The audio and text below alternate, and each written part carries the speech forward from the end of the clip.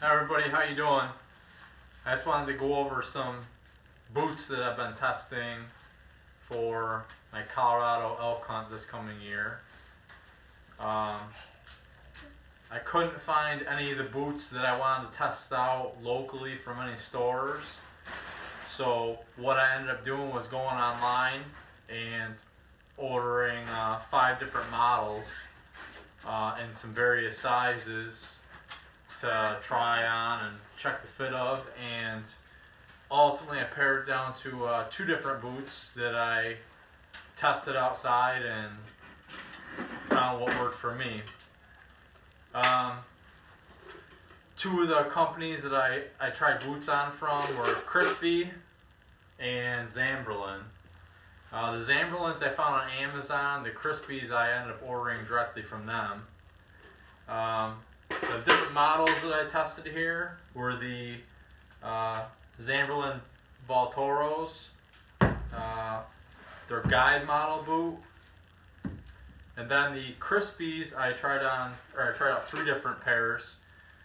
The first ones were the Bricksdales, the Nevadas, and then the Dakotas.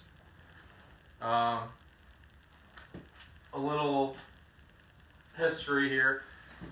My current pair of boots that I'd had for 10 years. Hiked a lot here in the east with them, hunted in Colorado with them probably 4 different times on backpack hunts.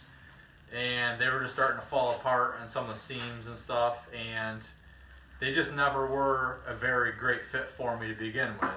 They were something I ordered online, like I said, about 10 years ago. I found them on sale, and they worked, but a lot of times I would tend to get a little heel rub. Those are, I don't really know how you pronounce it properly, but Rochelle hiking boots. They're decently stiff, but anyway, so what I was looking for was something that's decently stiff and supportive when I'm carrying a heavy load. I also want something that fits very well. Right off the bat, with the guide boots from Zamberlan, my feet are not narrow, but they're definitely, I don't have fat feet, I guess you would say. In the forefoot area on the guides, my feet were just swimming in them, even with extra pairs of socks on. So those right off the bat were out of the picture. The Nevadas and the Dakotas, they were a decent fit, just not as good as a couple of the other models were for my foot. A little more roomy in the toe box than, say, the Baltoro or the Bricksdale for both of these models. They're a great boot. They just weren't a great fit for me. That brings me down to the Bricksdale. The Bricksdale was nice and stiff. Great fit on my foot. I didn't have any heel slip using it. Nice and supportive up high. I like the lacing system, and especially the tread on them. The tread on them is real aggressive and a lot of angles to grab with. So I used the Baltoros and the Bricksdale for a little while, like probably about a week now. I've been using them on and off, and they're both neck and neck as far as the fit for me. The Baltoro is definitely a stiffer boot, and it's more supportive and structured up into the upper part of the boot on your foot, and it really locks your ankle in there. I think it'd be real good for some steeper hunts, more mountaineering type stuff.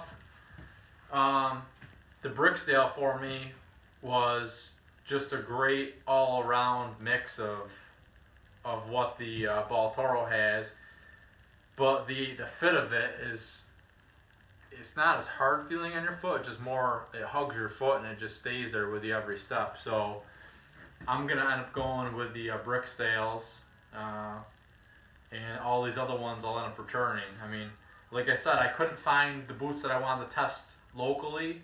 There was a lot of the big box store type boots that just had like the EVA type foam in them, and that's not what I was looking for. I wanted something that's going to hold up to the abuse. So, like I said, I want to order them. I think altogether, the 9 pairs of boots was about $3,100. I mean, it's a little bit of a risk to go out and spend all that, but like I said, I'm gonna return all but the 1 pair. So in the end, I got a boot that fits me.